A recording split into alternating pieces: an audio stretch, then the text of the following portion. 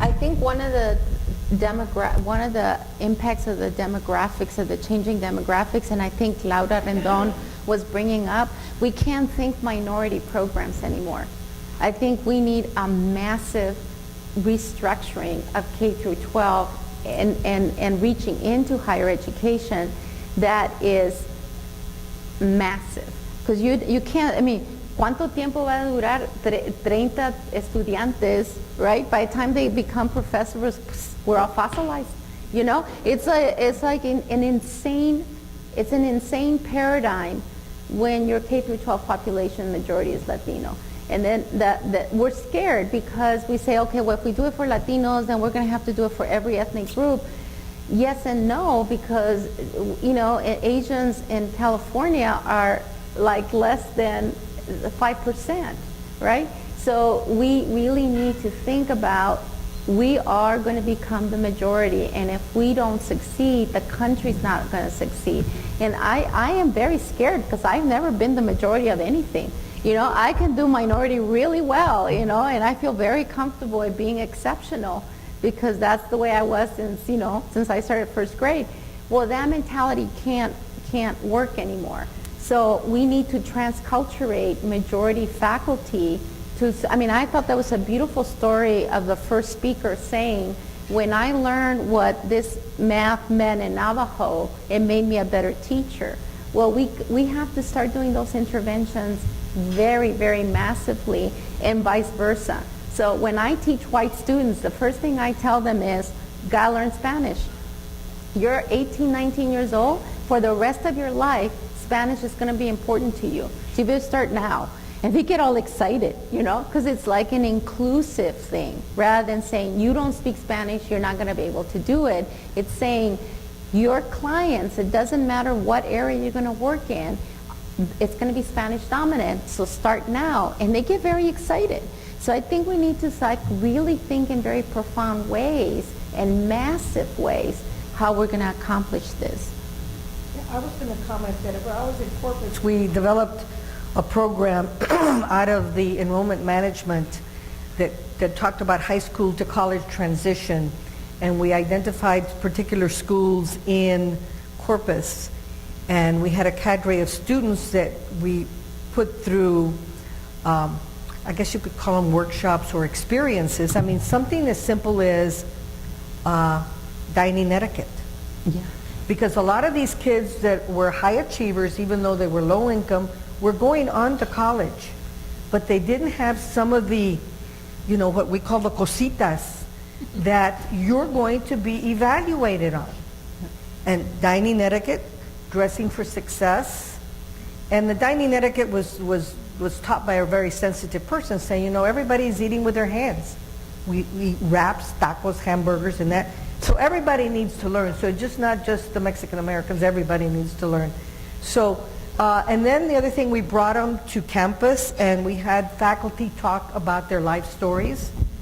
And they learned these people were normal and kind of weird sometimes, but that was okay. And then we matched them up with the discipline that they wanted to go in. So when they came to A&M Corpus Christi, they already had a mentor, a faculty member that they already knew that they could go to, because students come to college and they're afraid to talk to faculty.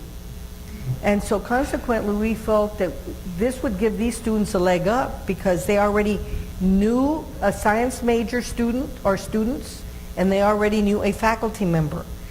And we had a broad enough spectrum of faculty and students that they could pick people that they could get along with.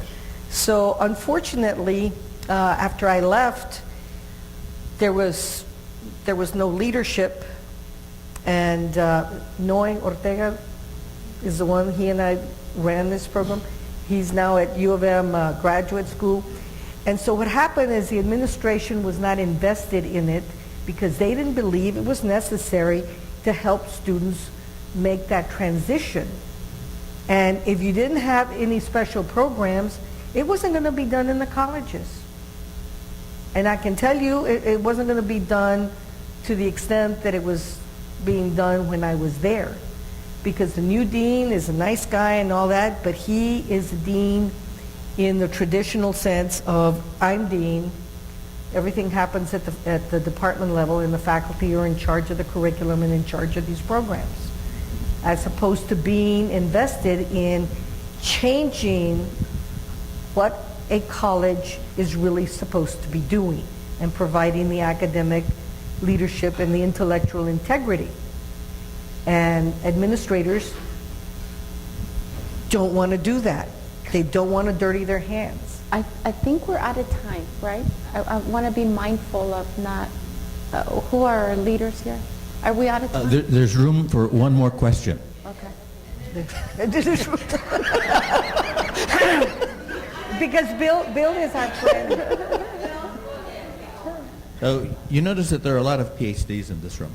Yes. And our panelists are all PhDs. We're not here to encourage students to get PhDs. We're here to encourage students to get undergraduate degrees in STEM. And so I want to mention perhaps a policy issue. In conversations that I have with mathematicians around the country, they don't have the foggiest idea what a student would do with an undergraduate degree in mathematics.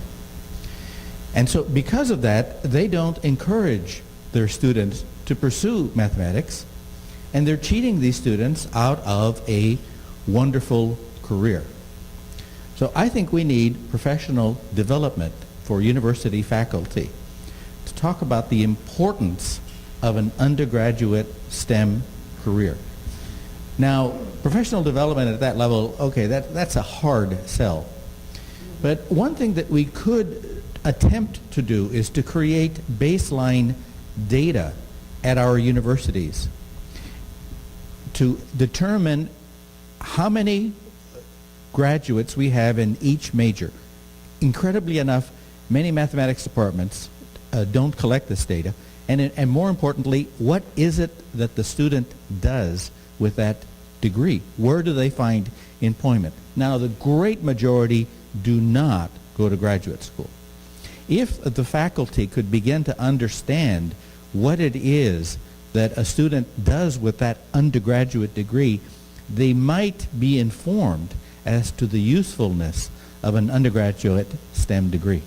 That, of course, takes resources. To try to keep track of students and what they do when they graduate is a very time-consuming process.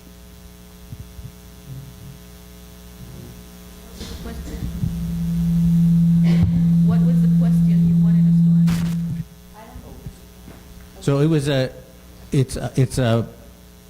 well, first of all, I wanted to comment that we're not here to encourage students to get PhDs, right? Right. We're here to encourage them to get undergraduate degrees.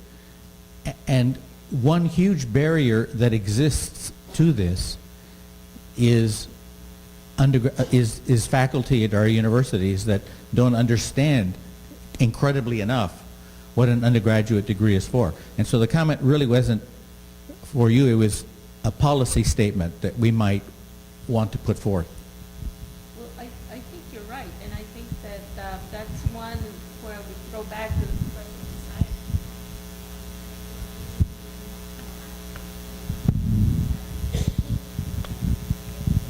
I think they can hear you. It wasn't on. We have to be much more active in our individual professional societies and be part of their committees and their efforts at outreach, and because those people acting within the professional society are a lot more credible to the faculty than us outliers saying these things. You know, they're white papers that are written, the American Chemical